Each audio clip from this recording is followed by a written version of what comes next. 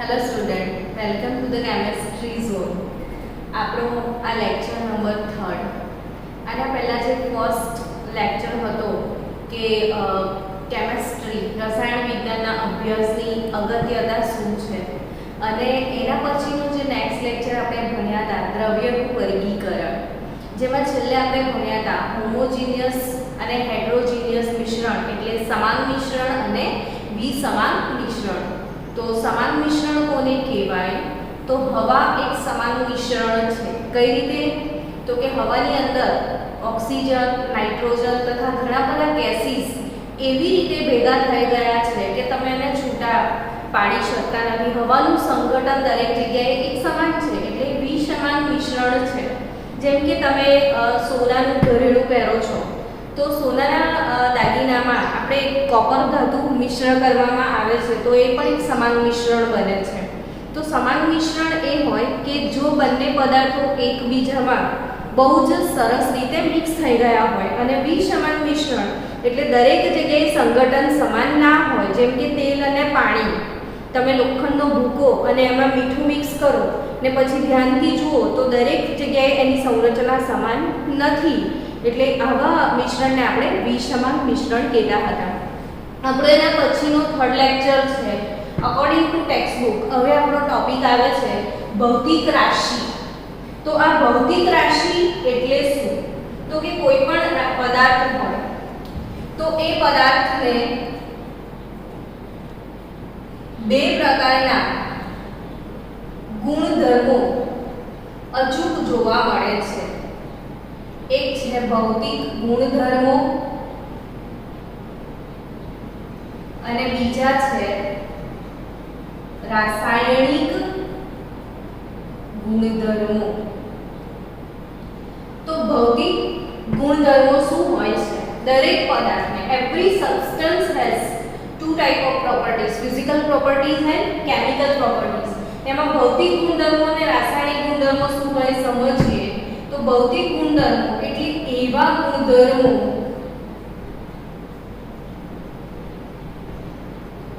કે જેમાં ફેરફાર થતો નથી. હવે ફેરફાર થતો નથી એટલે સુધારો કે ભૌતિક ફેરફાર લઈએ તો બરફ છે, આ પીગળે અને પાણી બને છે, બરાબર?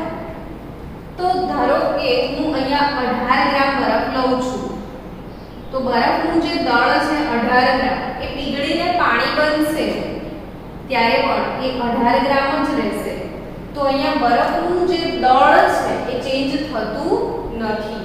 તો એવા ઘણા ગુણધર્મો છે જે ચેન્જ નથી થતા, જેમાં કોઈ ફેરફાર નથી થતો. દાખલા તરીકે દળ, ઘનતા, ગલન બિંદુ, ઉત્કલન બિંદુ, આવા ફેરફારો કે જેમાં કોઈ ફેરફાર થતો નથી. પણ કેટલાક ગુણધર્મો એવા છે જેમાં ફેરફાર થઈ જાય. તો જે ગુણધર્મો ફેરફાર પામે એ રાસાયણિક ગુણધર્મો, ને જેમાં ફેરફાર નથી થતો એ કેવા ગુણધર્મો કહેવાય? ભૌતિક ગુણધર્મો કહેવાય. તો અહીંયા કેટલાક એવા ભૌતિક ગુણધર્મો છે, કેટલાક ભૌતિક ગુણધર્મો એવા છે કે જેનું માપન થઈ શકે છે. તો કેટલાક ભૌતિક ગુણધર્મો એવા છે જેનું માપન થઈ શકે છે. અને જેનું માપન થઈ શકે છે એવા ગુણધર્મોને આપણે ભૌતિક રાશિ કહીએ છીએ.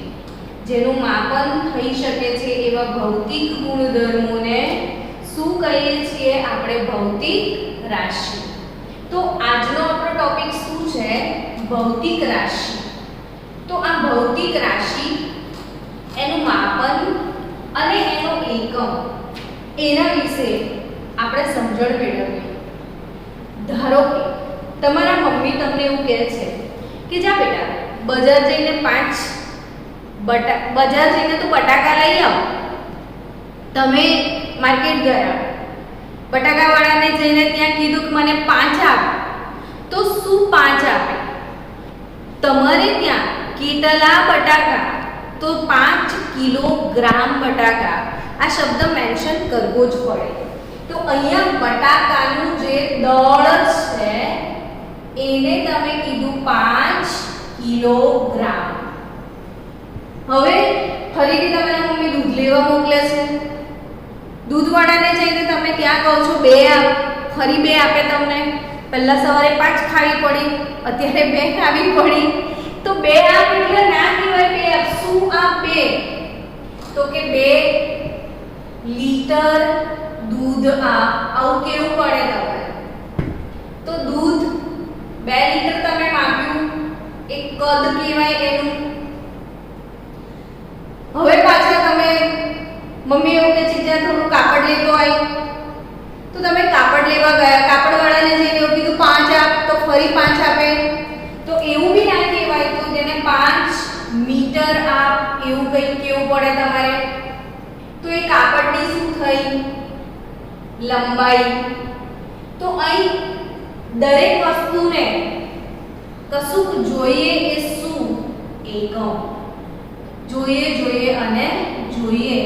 જો એકમ ના હોય તો વ્યવહારમાં જે ડીલિંગ્સ કરવાના હોય એ અશક્ય બની જાય છે. તો એનું વર્ણન અશક્ય છે, એકમ વગર તમે એનું વર્ણન અશક્ય બની જાય છે. તો અહીંયા જે દળ, કદ, લંબાઈ એ જે મેં લખ્યું, આને ભૌતિક રાશિ કહેવામાં આવે છે. તો આ જે દળ, કદ, લંબાઈ એ શું છે? ભૌતિક રાશિ કહેવાય. જ્યારે 5, 2, 5 જે છે એ શું કહેવાય? માપન કહેવાય. અને એના પાછળ તમારે કંઈક અપ્લાય કરવું પડે છે, એને શું કહેવાય? એકમ કહેવાય. તો આ બધા એકમો છે. અને આ એકમો જે છે એ 2 જાતના હોય છે, મૂળભૂત એકમ અને સાધિત એકમ. તો મૂળભૂત એકમ ને સાધિત એકમ એટલે શું? તો કે જે ઓછામાં ઓછા એકમ ભૌતિક રાશિના વર્ણન માટે જરૂરી છે. ભૌતિક રાશિના વર્ણન માટે જરૂરી છે તેને મૂળભૂત એકમ કહેવાય. અને આ મૂળભૂત એકમોનો ઉપયોગ કરીને આપણે બનાવીશું એ સાધિત એકમો કહેવાય. જેમ કે તમે ફર્સ્ટ સ્ટાન્ડર્ડની અંદર મૂળભૂત અંક ભણ્યા હતા, તો મૂળભૂત અંક કયા? તો 0 થી લઈને 1 2 3 4 5 9 સુધી મૂળભૂત અંકો કહેવાય. અગર 0 થી 9 ના હોય તો આટલા બધા જે સ્ટેટિસ્ટિક આપણે બનાવ્યા છે એ પોસિબલ જ નથી. જેમ કે હવે 12 બનાવવું છે તો તમે 1 અને 2 નામના અંકનો ઉપયોગ કર્યો. 19 બનાવવું છે તો તમે આ અંક લઈ લીધું. 1000 બનાવવું છે તો આ અંકનો ઉપયોગ કર્યો. તો આ મૂળભૂત અંકો કહેવાય ને આ અંકોનો ઉપયોગ કરીને આપણે અન્ય ઢગલા અંક બનાવી શકીએ એ સાધિત અંક કહેવાય. તો સેમ વે કે જે ઓછામાં ઓછી ભૌતિક રાશિ જોઈએ એ મૂળભૂત એકમ કહેવાય, ઓછામાં ઓછા એકમો. અને એના પરથી જે તારવણી કરીએ એ સાધિત એકમો કહેવાય. જેમ કે દળ છે તો દળનો એકમ બધાને ખબર છે કે કિલોગ્રામ છે, તો આ મૂળભૂત એકમ છે. એવી રીતે લંબાઈ છે તો લંબાઈનો એકમ શું છે? તો કે લંબાઈનો એકમ મીટર છે, તો આ મૂળભૂત એકમ છે. આપણે આના પછી એક શીખવા જઈ રહ્યા છીએ, આખી યુનિટ સિસ્ટમ. અને મૂળભૂત એકમો આપણી જોડે કુલ 7 છે. મૂળભૂત એકમો કુલ કેટલા છે? 7. અને એ કયા છે અને કેવી રીતે આયા એના ઇતિહાસ તરફ આપણે જઈએ છીએ. તો એના પહેલા યાદ રાખો કે સાધિત એકમ શું? તો ધારો કે વેગ છે, તો વેગ એટલે શું? તો કે અંતર ભાગ્યા સમય. તો અંતર એટલે લંબાઈ. લંબાઈ શેમાં માપશો? મીટરમાં. સમય શેમાં માપશો? સેકન્ડમાં. આ મૂળભૂત રાશિ પણ આપણે મૂળભૂત એકમોને વાપરીને જે એકમ આપણે મીટર પર સેકન્ડ બનાવ્યો એને સાધિત એકમ કહેવાય. તો જે ઉપજાવેલા છે આપણે બનાવેલા છે એ સાધિત એકમો છે અને જે ઓછામાં ઓછા જરૂરી એકમો 7 જે આપણને આપ્યા છે એ મૂળભૂત એકમો છે. હવે આ એકમો કઈ રીતે આપ્યા? અગેન આ તો તમને આઈડિયા આવી ગયો હશે કે આ રાશિ કહેવાય, એના માપન આ અંક જે લખીએ છીએ એને માપન કહેવાય, અને દર્શાવવા માટે જે બતાવીએ છીએ એને એકમ કહેવાય. તો હવે આપણે જોઈએ આ બધા એકમો લાગ્યું કોણ? તો કે જૂના જમાનામાં તમે જ્યારે રાજા રજવાડા હતા કે એનાથી પણ આગળનો સમય તમે જુઓ તો એન્શિયન્ટ ટાઈમમાં આપણી પાસે આવી કોઈ યુનિટ સિસ્ટમ નહોતી. ત્યારે આપણે ભાઈ અંતર માપવું છે તો ફલાંગ કરીને માપતા હતા. ફલાંગ એટલે શું? તો બે પગ વચ્ચેનો મેક્સિમમ ડિસ્ટન્સ. ઘણીવાર કાપડ કેવી રીતે માપીએ તો આમ હાથથી કે 2 હાથ 4 હાથ 5 હાથ કાપડ છે, 10 ફલાંગ જમીન છે, પછી દૂધ કરિયાણું એ લોકો શેર, સવા શેર, પોણો શેર આવી બધા યુનિટ યુઝ કરતા હતા. તો એ જે યુનિટ છે એ જે તે દેશ પ્રમાણે અલગ અલગ હતા. જેમ કે તમે ઇન્ડિયન સિસ્ટમ જુઓ તો એ લોકો શેર, સવા શેર, પોણો શેર આવી રીતે દળ માપતા હતા. પણ આઉટ ઓફ ઇન્ડિયા તમે જાઓ તો એ લોકો પાઉન્ડ કહેતા હતા. તો એ લોકો પાઉન્ડમાં એ રીતે જમીન દળ માપતા હતા. તો ટૂંકમાં એમનું સિસ્ટમ અલગ હતું, આપણું સિસ્ટમ અલગ હતું. એટલે જ્યારે ઇન્ડિયન પબ્લિકને ફોરેનર સાથે ડીલિંગ કરવાની થાય, મતલબ ઇન્ટરનેશનલ લેવલે આપણે ડીલિંગ્સ કરવાના થાય, તો આપણે ઇન્ડિયાના અંદર જે ઘરગથ્થુ સિસ્ટમ વાપરતા હતા એ સિસ્ટમ ફોરેનમાં નથી. તો એ લોકો સાથે ડીલિંગ કરવામાં આપણને બહુ તકલીફ ઊભી થતી હતી. તો હવે ડીલિંગ્સ કરવા કેવી રીતે? એટલે એના માટે બધાને વિચાર આવ્યો કે ઓવરઓલ વર્લ્ડ લેવલે જે પણ સિસ્ટમ છે માપન માટેની એ સમાન હોવી જોઈએ. આપણે અગર દળને કિલોગ્રામમાં માપતા હોઈએ તો આખું વર્લ્ડ દળને કિલોગ્રામમાં જ માપતું હોવું જોઈએ, જેથી કરીને આપણા કન્ટ્રીનું બીજા કન્ટ્રી સાથેનો જે ઇકોનોમિક ડીલિંગ્સ છે, વ્યવહાર છે એ જળવાઈ રહે. તો આના માટે થઈને જુદી જુદી પદ્ધતિઓનો વિચાર કરવામાં આવ્યો કે આવી સર્વસ્વીકૃત સર્વસ્વીકાર્ય કોઈ સિસ્ટમ હોવી જોઈએ. તો એના માટે સૌથી પહેલા આપણા ત્યાં બ્રિટિશ પદ્ધતિ આવી. પહેલી પદ્ધતિમાં શું હતું કે ભાઈ તમે હાથથી માપો છો કે ફૂટથી માપો છો, બરાબર, કે ફલાંગ ભરો છો. તો ધારો કે બચ્ચન ને ગોવિંદાનો સીન જોયો કે હમણાં બચ્ચન પોતની જોડેથી લેન્ડ પરચેસ કરે છે. તો એ જે લેન્ડ બચ્ચને પરચેસ કરી પોતાની ફલાંગ ભરાય તો એની લંબાઈ બહુ વધારે છે, તો એની ફલાંગ બહુ મોટી હશે. હવે એ જ લેન્ડ એ બીજાને વેચે છે, સપોઝ ગોવિંદા પરચેસ કરવા આવે છે તો ગોવિંદાની ફલાંગ બહુ નાની છે તો એના ભાગમાં ઓછી જમીન આવશે. તો અહીંયા આ ફલાંગ કે ભાઈ એ લોકો જે યુનિટ યુઝ કરતા હતા આ એકદમ એક્યુરેટ નહોતા, વિશ્વસનીય નહોતા અને સર્વસ્વીકૃત પણ નહોતા. તો એવી યુનિટ સિસ્ટમ હોવી જોઈએ કે જે બધા માટે સર્વસ્વીકૃત હોય. તો એના માટે સૌથી પહેલા બ્રિટિશ પદ્ધતિ આવી હતી અને બ્રિટિશ પદ્ધતિ એ એફપીએસ પદ્ધતિ હતી. તો એફપીએસ એટલે શું? તો F મતલબ ફૂટ, P ફોર પાઉન્ડ અને S ફોર સેકન્ડ. હવે ફૂટ પાઉન્ડ સેકન્ડની વાત કરીએ તો ફૂટ એટલે શું માપ્યું હશે? તો કે લંબાઈ. પાઉન્ડ એટલે શું? દળ. ને સેકન્ડ શેને માપવા માટે વપરાય? તો સમય. તો આ પદ્ધતિમાં તમે જુઓ તો કેટલી ભૌતિક રાશિનો સમાવેશ થયો છે? તો 1 2 ને 3. એટલે અહીંયા ફક્ત 3 જ ભૌતિક રાશિનો સમાવેશ થાય છે. પણ એ 3 સિવાયની મારે ભૌતિક રાશિ માપવી હોય તો હું શું કરું? તો એ 3 સિવાયની ભૌતિક રાશિ માટે કોઈ સિસ્ટમ અવેલેબલ હતી નહીં. છતાં પણ માર્કેટમાં કશું નહોતું તો આને પણ લોકો એડોપ્ટ કરી હતી.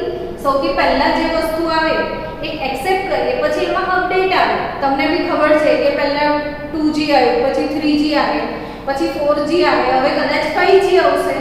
તો અપડેટ તો આવ્યા જ કરે. એમ સૌથી પહેલી આપણે જેને કહેવાય 2G સિસ્ટમ એ FPS સિસ્ટમ હતી. અને આ FPS સિસ્ટમ એટલે આપણી બ્રિટિશ પદ્ધતિ જે 1588 માં અમલમાં આવી હતી. પણ એમાં બી ફક્ત કેટલા 3 જ ભૌતિક રાશિઓ હતી. એ સિવાયની ભૌતિક રાશિઓ માપવા માટે કોઈ જ એમાં યુનિટ સિસ્ટમ હતી નહીં. તો એના પછી થોડું અપડેટ થયું અને નવી જે સિસ્ટમ આવી મેટ્રિક પદ્ધતિ.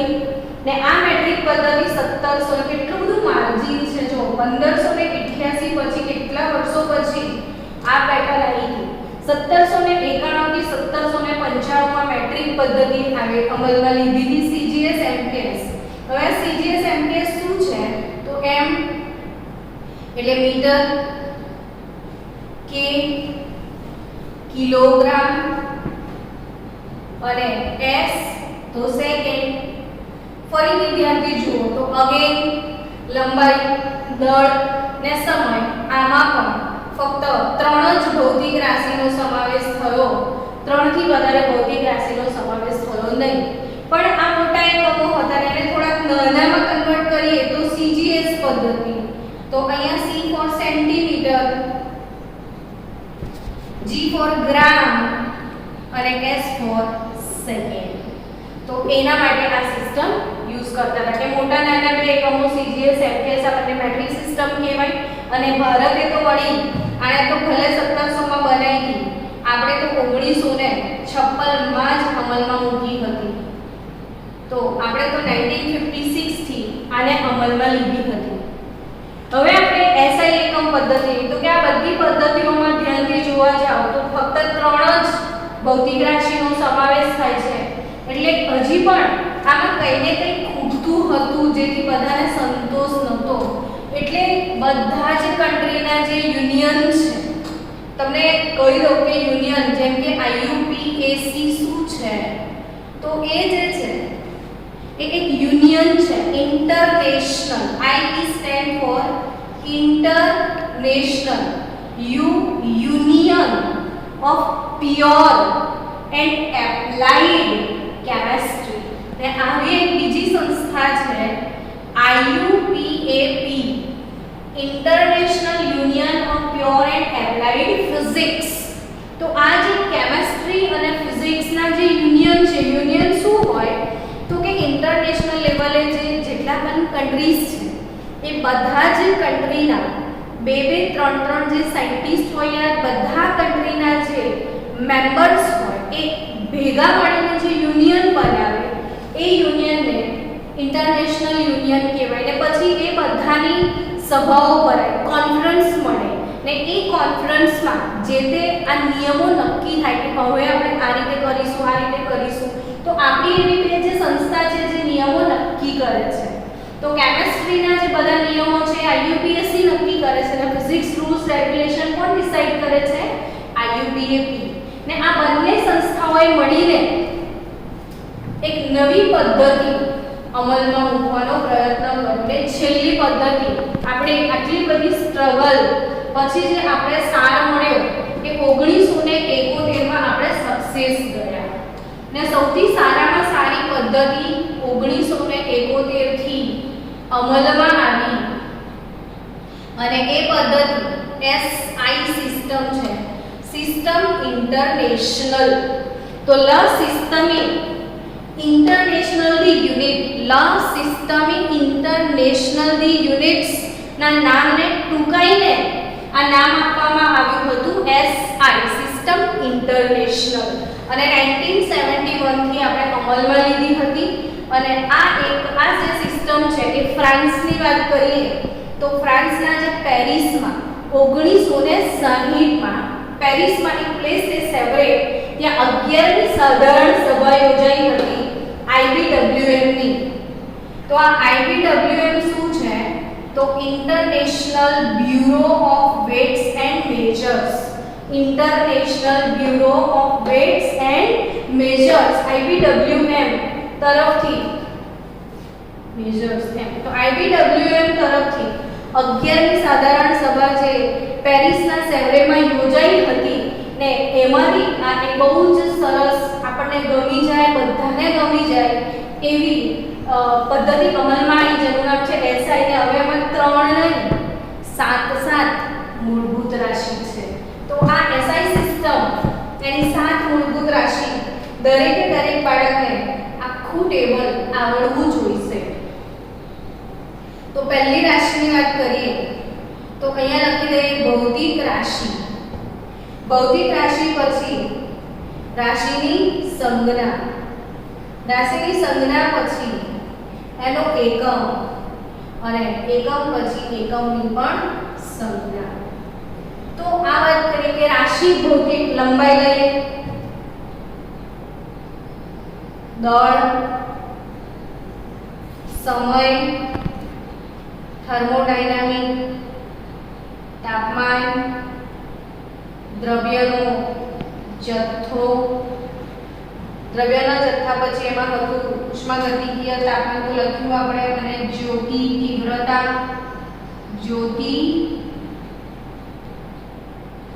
તીવ્રતા, અને વિદ્યુત પ્રવાહ.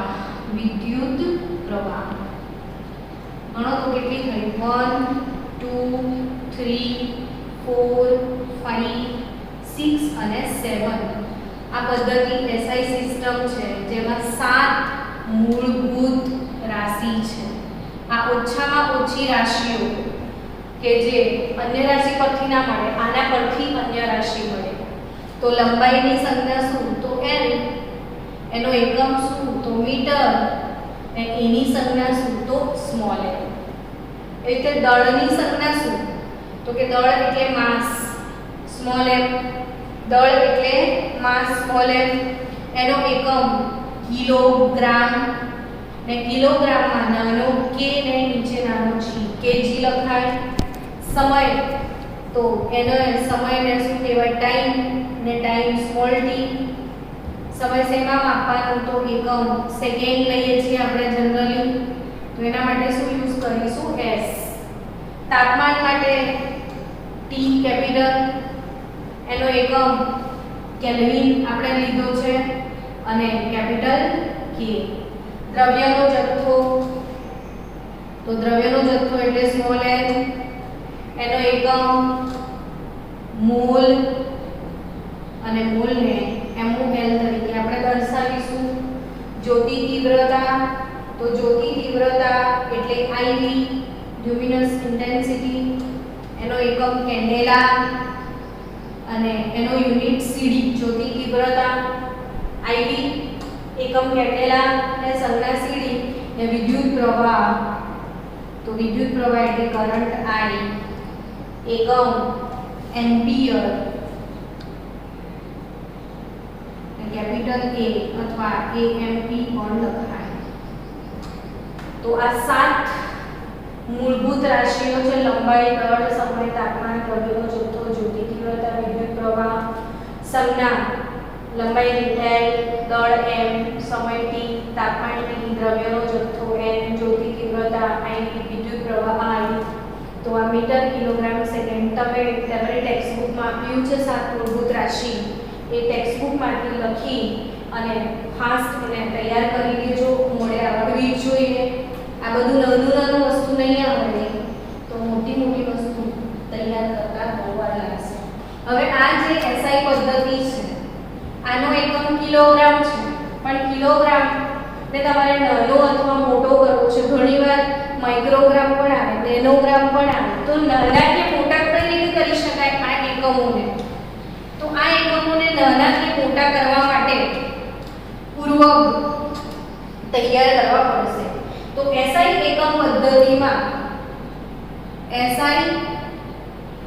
એકમ પદ્ધતિમાં વપરાતા પૂર્વકો આપણે ધ્યાનમાં લઈએ. ને આ પૂર્વકો વાળી સિસ્ટમ તમને આવડવી જોઈએ. તો y z exa peta tera giga mega kilo hecto deca metre deci centi milli, micro, nano, pico, femto, atto, zepto ને યોક્ટો. તો આ મેં કેટલા બધા સિમ્બોલ લખી નાખ્યા એક સાથે. તો હવે એની આપણે પોએમ લર્ન કરી લઈએ. જો તમને દેખાતું હશે, કદાચ કમ્પ્લીટ દેખાઈ રહ્યું છે ને. તો એક્ઝાપેટા, યોટા zetta, યોટા zetta, exa peta, tera, giga, mega, kilo, hecto, deca, metre, deci, centi, milli, micro, nano, pico, femto, atto, yocto, zepto, yocto ने योक्टो. तो आज यूनिट सिस्टम છે આની પોએમ તમારે લર્ન કરવી પડે. તો હું તમને પહેલા પોએમ લર્ન કરાવી દઉં. y z આવું બોલવાનું. પહેલા શું બોલવાનું છે? y z. then exa peta, tera, giga, mega. શું બોલશો? Exa peta, tera, giga, mega. આટલી પોએમ હાઈ ટાઈમ લર્ન કરજો. Exa peta, tera, giga, mega. Exa peta, tera, giga, mega. Exa peta, tera, giga, mega. Exa peta, tera, giga, mega. યાદ રહ્યું? Exa peta, tera, giga, mega. then kilo, hecto, decametre, kilo, hecto, decametre, kilo, hecto, decametre. then deci, centi, milli, deci, centi, milli, deci, centi, milli, micro, nano, pico, femto, atto. આટલું યાદ રહેશે તો પણ બહુ થઈ ગયું. तो exa peta, tera, giga, mega, kilo, hecto, decametre, kilo, hecto, decametre, deci, centi, milli, deci, centi, milli, micro, nano, pico, femto, atto, yocto. जो आखी बोलूँ छूँ, हूँ 11th स्टैंडर्ड में भणती थी त्यारे मारा फिजिक्स वाला सरे मने शिखाई थी. અને એવરીડે અમે જ્યારે ક્લાસમાં જતા ને તો સર અમને રોજ આ પોએમ બોલાવતા હતા. પણ આ લોકડાઉનમાં હું તમને બોલાવી ના શકું, પણ ક્લાસમાં હોત તો કદાચ હું બી રોજ બોલાવતી. તો કંઈ વાંધો નહીં, તમારે હું માની લેવાનું કે અમે ક્લાસમાં છીએ ને એવરીડે દરરોજ 10 વાર આ પોએમ સવારે ઉઠીને ગાવાની, તો આવડી જશે. જો હું બોલું છું exa peta, tera, giga, mega, kilo, hecto, decametre, deci, centi, milli, micro, nano, pico, femto, atto. तो તમે આ રીતે આ પોએમ લર્ન કરી દેજો. હવે આમાં સિક્વન્સ આખી ગોઠવેલી છે. તો સિક્વન્સમાં હવે મોટા એકમો છે કેપિટલ લેટરમાં આવશે. એક્ઝાનો E, પેટાનો P, ટેરાનો T, ગીગાનો G, મેગાનો M, kilo K, hecto H, deca DA, metre. હવે આ જે મીટર તમને દેખાય છે ત્યાં 10 ની 0 ઘાત મૂકી દેવાની, બરાબર 1 ગણાય. મીટર આગળ 10 ની કેટલી ઘાત મૂકી દેવાની? 0. કારણ કે ઘણી બધી જગ્યાએ તમારે આ યુનિટ સિસ્ટમ મોડે યાદ રાખવી પડશે. તો આને ગોખવા જશો તો બહુ તકલીફ થશે. તો મેં આને એક રિધમેટિક વેમાં તમને શીખાઈ રહી છું કે મીટર જે છે એ વચ્ચે મીટર સેટ કરી દો. હવે તમે ઉપર જશો ને તો 10 ની 1 ઘાત, 10 ની 2 ઘાત, 10 ની 3 ઘાત લખી દીધી. 10 ની 1 ઘાત, 2 ઘાત, 3 ઘાત. હવે 3 નો ઘડિયો ખોલો તો 3 દુ 6, 3 તરી 9, 3 ચોક 12, 3 પંચા 15, 3 છંગ 18 ને 3 સાતા 21 ને 3 આઠા 24. તો 3 નો ટેબલ થઈ ગયો. ઉપર જાવ તો પોઝિટિવ, નીચે આવ તો નેગેટિવ. હવે 10 રેઝ ટુ -1, 10 રેઝ ટુ -2, 10⁻³ હવે પાછું 3 નું ટેબલ 1 2 3 હવે 3 નું ટેબલ 3 દુ 6 3 તરી 9 3 ચોક 12 3 પંચા 15 3 છ 18 પછી 21 ને પછી 24 તો આ રીતે આ એસઆઈ એકમ પદ્ધતિ સાથે વપરાતા પૂર્વકો છે હવે આ પૂર્વકો કેવી રીતે વાપરો ધારો કે તમને કઈ આપ્યું છે કે 1.005 ગુણ્યા 10 ની 9 ઘાત મીટર બરાબર ખાલી જગ્યા ગીગામીટર તો ધારો કે આવું છે તો અહીંયા સીધો હિસાબ છે કે ગીગામીટર છે તો 10 ની 9 ઘાત 10 ની 9 ઘાત એટલે ગીગા માટે વપરાય તો 1.2005 ગીગામીટર થઈ ગયું 10⁹ માટે મેં સીધું શું વાપરી દીધું ગીગા તો અહીંયા આ સિવાય ડિટેલ કન્વર્ઝન હું તમને આના પછીના લેક્ચરમાં શીખવું છું એના પછીના લેક્ચરમાં આપણે વૈજ્ઞાનિક અંક પદ્ધતિ શીખી લઈએ તો એના સાથે હું તમને આ કન્વર્ઝન શીખાઈ દઈશ તો ત્યાર સુધી તમે આ મોઢે કરી રાખો exam peta tera giga mega પહેલું છે YZ તો yotta zetta YZ that is yotta zetta yotta એટલે y ને ઝેટા એટલે z તો yotta zetta YZ exa peta tera giga mega kilo hecto decametre deci centi milli micro nano pico femto atto તો આ table આ રીતે બનાવીને ready રાખો અને પછીના લેક્ચરમાં આપણે વૈજ્ઞાનિક અંક પદ્ધતિ અને સિગ્નિફિકન્ટ ફિગર એટલે સાર્થક અંકો આ વાળી થિયરી આપણે કરીશું